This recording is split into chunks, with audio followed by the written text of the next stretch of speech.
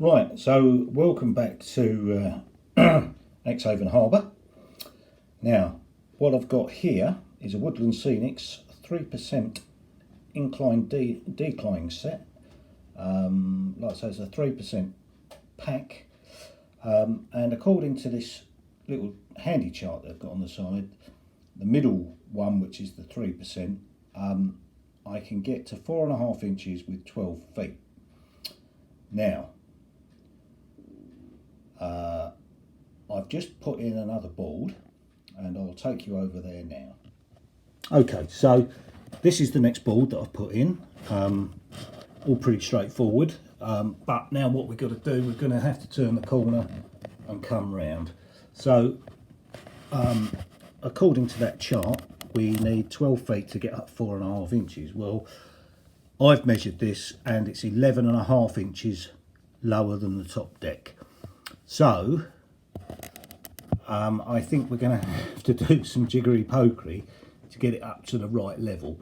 I think here, this board, where I want to start or end the incline, start, end, doesn't really matter. It's just short of 3 feet by about 2 inches. So I'm hoping that I can do something, and I haven't quite worked it out yet, but I might have to do some kind of helix type loop just to get me up to the next level, which is going to be interesting and fun to try and work that out. But yeah, so we'll start here. I'm just gonna put some inclines in just to see how we start. So bear with me and I'll come back to you shortly. Right, so here we are back underneath the baseboards again. I'm so glad that I made them high enough so that I can sit upright, but it is still a bit of a pain in the bum. You know, thinking back on it, a friend of mine come round the other day and he said, well, why on earth didn't you build these first? It's a good question, because I had thought about going underneath from the beginning. But I think I sort of partly changed my mind and I didn't. And then I think I got halfway through building what I've built so far and thought, do you know what? After watching a few of the YouTube channels, I'm going to need some storage. So here we are.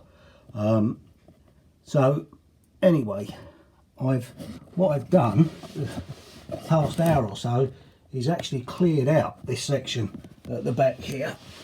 I don't know whether you can see that so well, but anyway, it's given me a chance to have a good hoover in there as well, because lots of dead spiders and bits and pieces.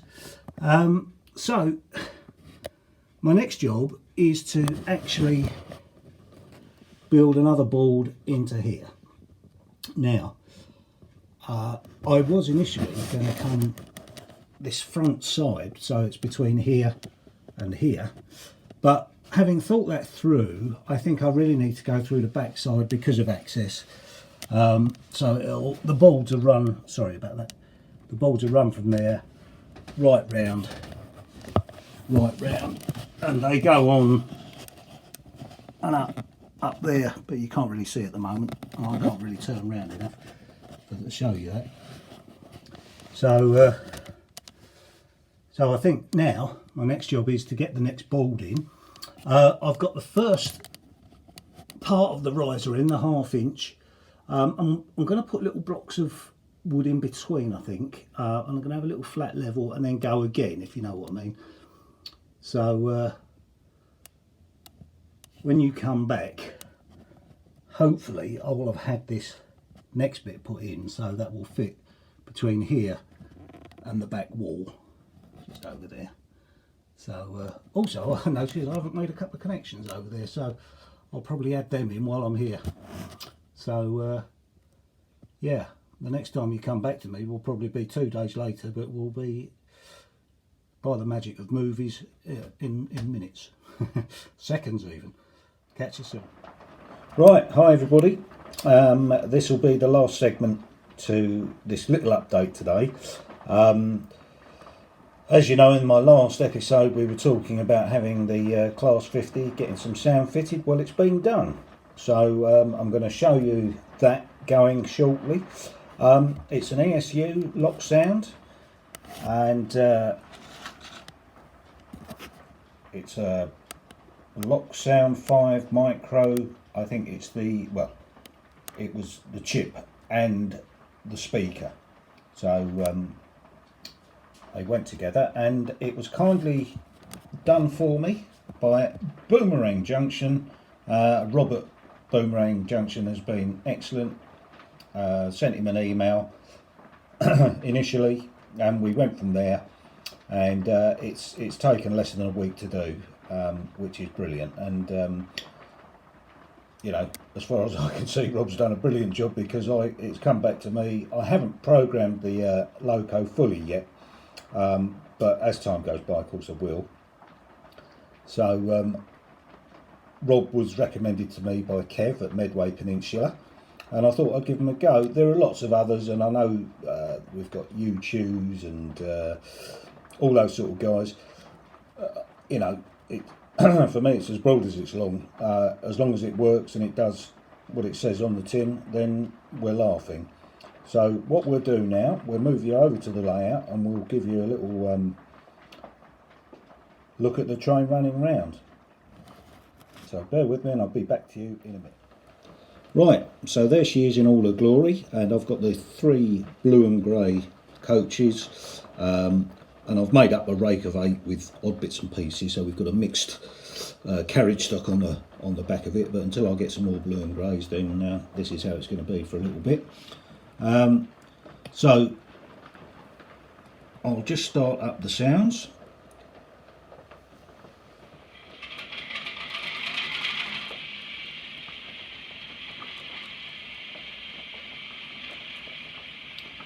So there she goes. She'll sit at idle for a minute, and what I really like about it,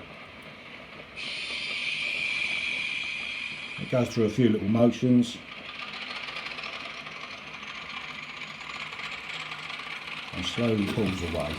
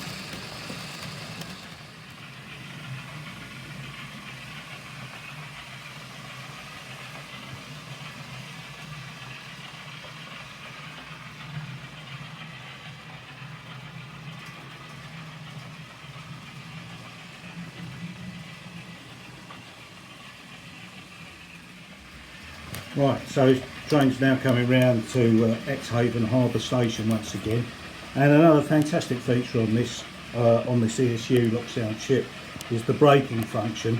And if I hit stop now, that should just about bring us into Exehaven Harbour. I might have been just a smidge late there, but the stopping mark is a pencil line just after the green tape, and we're just going to overshoot that slightly.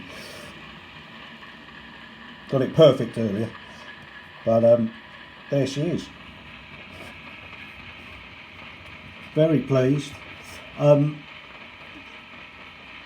guess there's one little thing, the sound isn't hugely loud, but it's good enough.